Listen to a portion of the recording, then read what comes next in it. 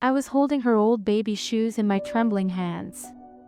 When she finally walked in the door and said, "I need you to sign these papers," that's when I realized she wasn't here to see me, to apologize, or to reconnect. All those years I waited for her calls, birthdays, her laughter, vanished like smoke. I thought my daughter had forgotten me, or worse, that she never cared. The chair she sat in was empty for so long.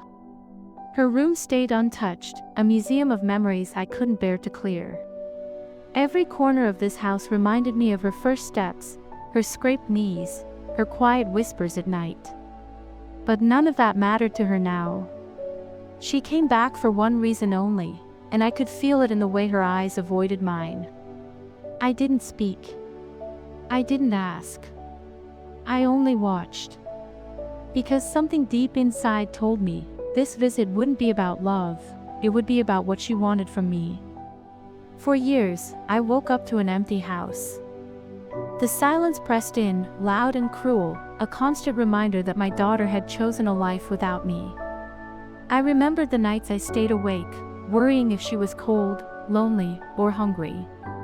The school events I missed because I couldn't afford the tickets, the late nights she cried on the phone because her world felt unfair. I carried all of that alone. Her birthday cards arrived late, the phone calls stopped, and every attempt to reach her ended in silence. I kept her room the same, hoping one day she would return, not for money, not for convenience, but for us. Neighbors whispered about her life in the city. Her pictures in magazines, her posts on social media, they all screamed perfect life. But in reality, she had left me behind. And yet, despite the years of abandonment, I never stopped hoping she might walk back through that door one day, not realizing the truth. She had already decided why she was coming back. The day she returned, I noticed the hesitation in her step. She wasn't smiling. She didn't hug me.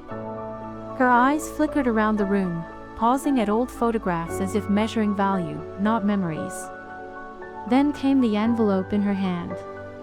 I could see the legal documents peeking out, typed, official, deliberate.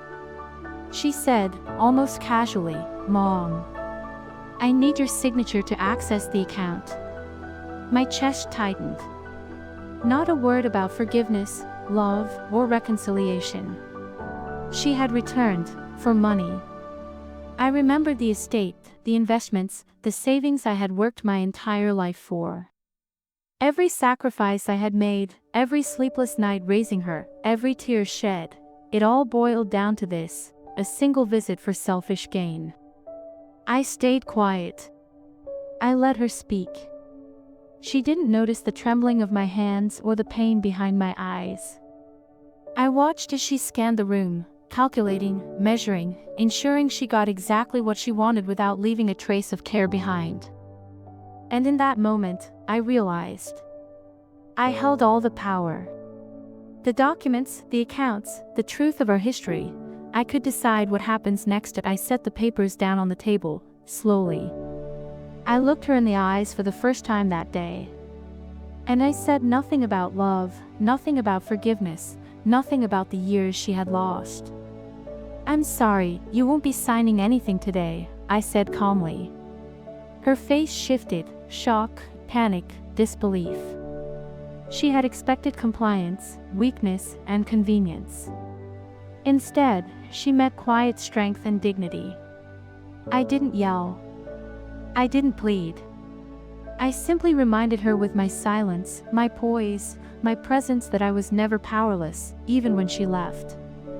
She left that day without the papers, without the account access, without the sense of victory she had imagined.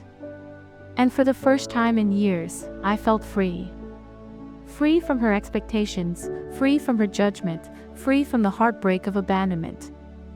I chose myself over her greed, my dignity over her deceit, my peace over her selfishness. And in that moment, I realized, love is not always about giving. Sometimes, it's about protecting what is yours, silently, fiercely, and without apology.